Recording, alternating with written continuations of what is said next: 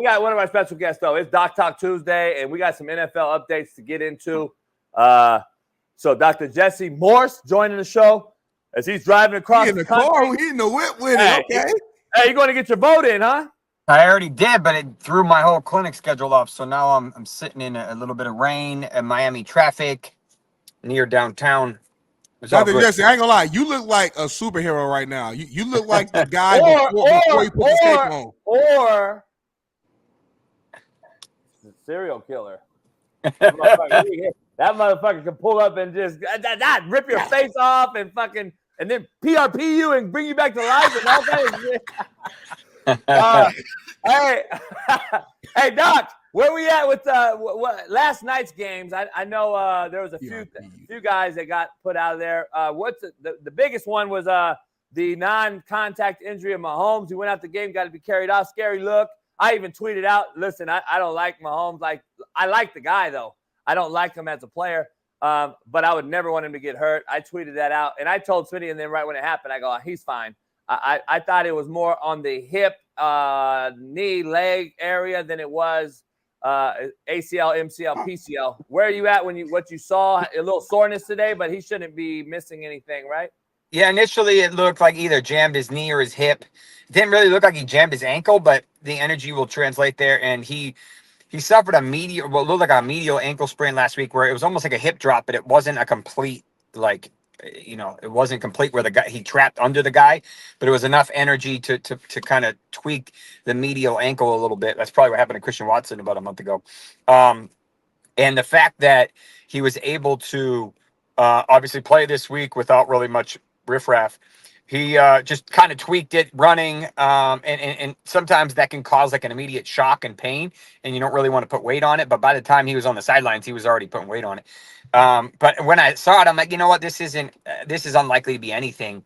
There was no crazy angle, there was no hit, there was no hyper extension or flexion, so it was a whole lot of nothing. I tweeted it out initially. I said, this is probably a jammed knee. Eventually they confirmed, and I was like, he'll be back. He'd likely be back in anything as long as the exam's negative, and which it was. And then he confirmed after the game that it was a jammed ankle. He just tweaked it again, which is fine. Not a big deal.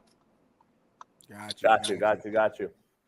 There's a lot of other injuries going on. Like again, another Sunday, another list and new names to add to it. What are some of the bigger names or just names that comes to mind for you, and any updates on them? The most expensive quarterback in the NFL? Yes. Probably a grade 2 hammy. And probably they haven't commented on this yet, so maybe they're trying to keep it on the low. But I tweeted a video of someone or a photo of someone showing Dak's hand. I think it was his right hand, and it was super swollen. So it's pretty hard to swell a hand that much without breaking it. But I guess it's technically possible. But we haven't heard anything about his hand either way. The hamstring's going to hold him out probably at least 2 weeks, maybe up to a month. He's never had a hamstring injury that put him on the report or kept him out of a game. I went all the way back to, his college days. So a little surprising, but but he in general, unfortunately, is probably going to miss at least 2 to 4 weeks, which we'll have to see. Last time Cooper Rush was in there, he actually looked pretty good. A couple of years ago. CeeDee Lamb, on the other hand, AC sprain, probably a type. The way they initially described it made me think of a type 2, which is a little bit more concerning. That's but not quite a type 3, which is where Anthony Richardson had last year, the end of the season. But if it was, it wouldn't put me past him to instead of missing 2 to 3, 4 weeks, to try to have him play this week. The problem is he might not be very effective, or he's going to be, I would say, high risk, but a little bit increased risk for injury if he lands on it, which is pretty easy to do. That's what Jordan Mason was dealing with a couple weeks ago when he re-injured it. What ended up being a couple times. Yeah.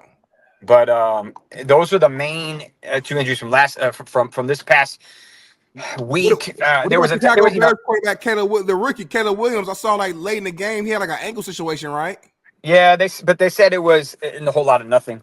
They said he ended up being okay. You can see my dog. Hey, what's going on? It ended up being a whole lot of nothing. They said he'd be fine, which is fine. He just hadn't been playing well. This was supposed to be a smash game for him, and he didn't do a whole lot. Hey Doc, going back real quick to Dak. I noticed on your Twitter you were like, usually when the hand swells up, it's broken or some sort of brokenness. I've had that happen where it was a huge swelling, like blood or just like a bruise right here on the pad, and it wasn't broken. What are you really thinking about his hand, and is that going to be more troublesome down the line than the hammy? Yeah, I'm a little surprised they haven't commented on this yet. I messaged one of the national beat reporters, and he didn't comment on it yet. But if it is a fracture, then now, and it's his throwing hand, but from what I could tell, obviously that kind of throws a wrinkle in things. You're throwing a fracture in the middle base of your hand, in the middle of your throwing hand, makes it very, those usually don't heal for at least 3 weeks, assuming there's no complicated fractures or anything. So, maybe we hear that over the next day or two to say, yeah, he also has a hand injury, and maybe they just end up putting him on IR because they do 2 birds, 1 stone with his hammy and his hand. So until they confirm that his hand was indeed injured, I'm just going to assume he's fine. But he's already going to be out for a couple weeks. So, maybe a little bit of a moot point. Yeah. Any other issues that you can see for I know this Thursday night game that we're going to have on Amazon, of course. Maybe some Bengals. Yeah. Do you see any injuries in that one? Yeah. So T. Higgins suffered that quad likely strain, which is basically a hamstring strain, but on the top as opposed to the back. And the problem with that is he did it on a Friday, so it was only basically a week, a couple days ago. These are notorious for re-injury because every time you run, you have to fire the quad, and that re-tears the strain, kind of like a hammy. Right. So that's why you can't come if it's just a bruise. But I mean, the bruises are common in games, but how many people are running into you full speed or kneeing you in the quad during a practice? Like, it just doesn't happen that much. So that told me, yes, this is probably a strain. And it was 3 days, and they shut him down. A week later, still hasn't practiced. Didn't practice yesterday, even though they really don't practice this week. So I don't think he's going to play this week either. I just don't think he has enough time to. And this is the nature of. This is just the nature of quad strength. They take it don't matter the person. It's just the nature of the tissue. If you restrain it, it fills up that quad cavity, and then you have this extra fluid that it's not supposed to be blood, not supposed to be in there. So it's very frustrating, very annoying injury. And you try to do whatever you can, but you just can't do it. Zach Moss is likely done for the season with a cervical injury. Really? They traded for Khalil Herbert this morning. That was the reason for that trade. People ask me what I think it was. It's not a stinger or anything mild because obviously they wouldn't have kept him out a couple weeks. This is likely either a significant herniated disc, or fractures possible, not super common, but possible, or just a bad what we call cervical radiculopathy. So just a bad, there it is. Jerry Jones says Dak Prescott's going to be placed on IR. There you go. So now you can cover up the hand because they're dealing with the hammy. Long story short,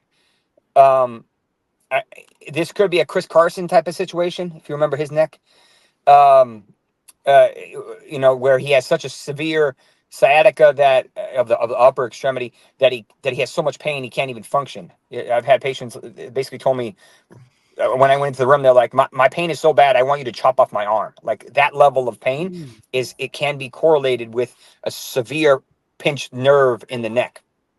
So, who are they playing? The Vikings, I think. I believe so. The Cowboy.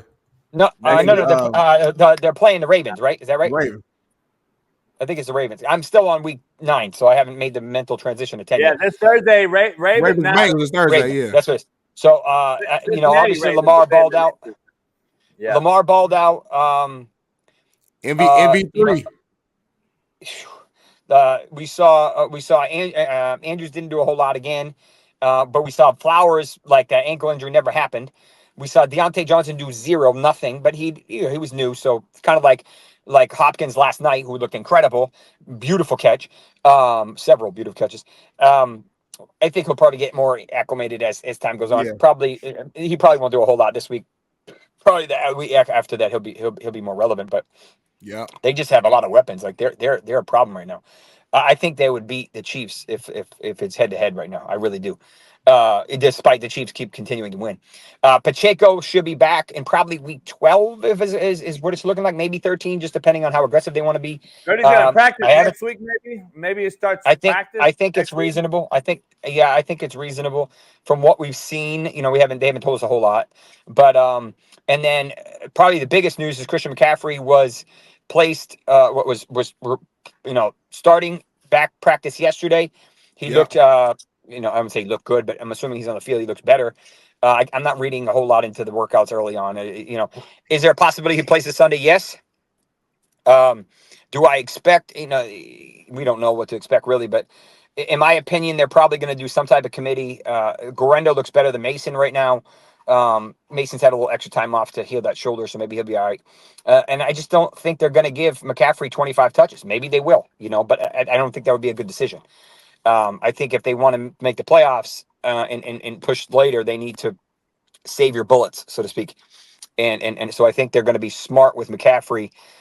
He's going to have less wear and tear as a wide receiver per se than as he is as a running between the tackles 20 times a game or 15 times a game, or maybe you do that like an H-hand, like kind of like that type of model where he's kind of doing a little bit more, who's looked much better with Tua, much better.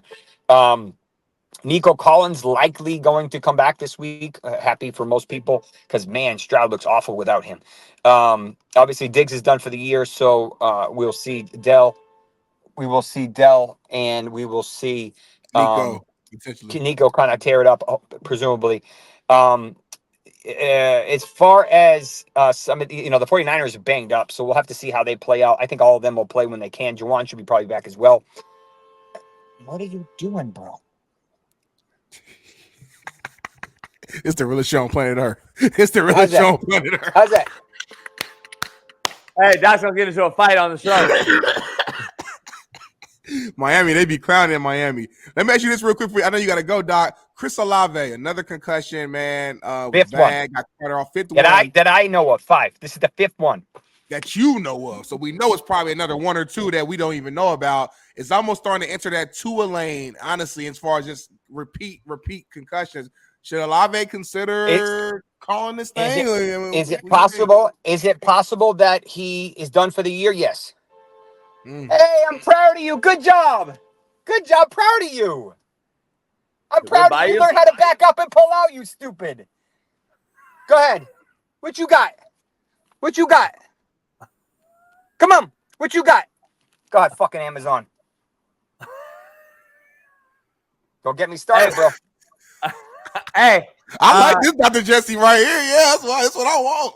Hey, I can't stand idiots in the car. It's election day, Doc. You gotta head on the swivel today. Go to work and go home, Doc. Head on the swivel today, Doc. Head on the swivel. I'm in the office. I gotta head there in a minute. But yeah, we will see. There's a ton of people banged up. Like, my God. But in general, I think that we're starting to see things shape up for teams overall in general. Build fantasy and for regular. Would you say he's worse off than Tua? Would you say he's worse off than Tua? Because, Doc, to be honest, Tua can avoid at his risk. He can kind of control his, unless he gets blindsided.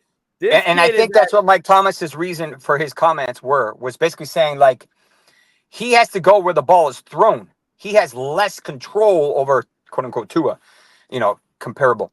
And it's like, you feel bad because he's still young. Like, he's still new in the league. He's 3 years, maybe 4 at the most. But it's like, this is his second one in 3 weeks, 4 weeks, or something like that. 5th one that I can count. Maybe it's possible I missed some. They don't talk about it, and so on. So, I actually didn't see the play. I was at a huge medical conference on Sunday, so I heard it. I was like, I don't even need to see it. I know what it is. And that's just across the middle, but yeah, that can happen, And now he's at a higher risk because he's what we call a lower threshold for concussion, kind of like Tua, Yeah. because of how many he suffered. You know, I don't care you wear, you know, the Q collar you wear, whatever you want in your head, helmet wise, you get the hit, it ain't gonna matter. It ain't gonna matter what you're wearing on your head. You probably sustain a concussion. That helmet thing. I'm convinced. One of the guys for the Browns had that helmet condom on, and he got fucking almost paralyzed last week. And I'm telling you, that thing is gonna be worse than it is better down the line when they do all the studies. I'm telling you, that pad's gonna fuck up with your neck and back. And that kid was dangerous. I don't know if you saw that, but he had the helmet condom on and compressed his, I think, like C7 or something. I don't know. But and you think it was because of the because you got to pad it on your helmet, Smitty. You got pad on your helmet. It's heavier. It's how thick is, but how it's not heavy, it's thicker, so you have less room. Right? You have less room. Yeah, so I don't know. Doc, well, hopefully we'll see you Friday, man. How was your conference last week? Real quick though, how was it? I saw you on Twitter looking damper. Oh, it was super dope. No, that conference was all about wellness and anti-aging, which is kind of like my field, and my passion, I should say. So that one had like Mark Hyman, Huberman, like some of the big names in the industry. Super dope, very unique conference. And I was there until like 6 p.m. on Sunday, so it was a pretty late day. But it ended up being really cool. Trying to push age to 100, 120, which is you know, ain't that like against the like single cell organism plan, Doc? Now, if you remove the toxins and you optimize mitochondrial function, we could probably live to 150. Oh, we fucking with God's plan now, Doc. We fucking with God's plan, Doc.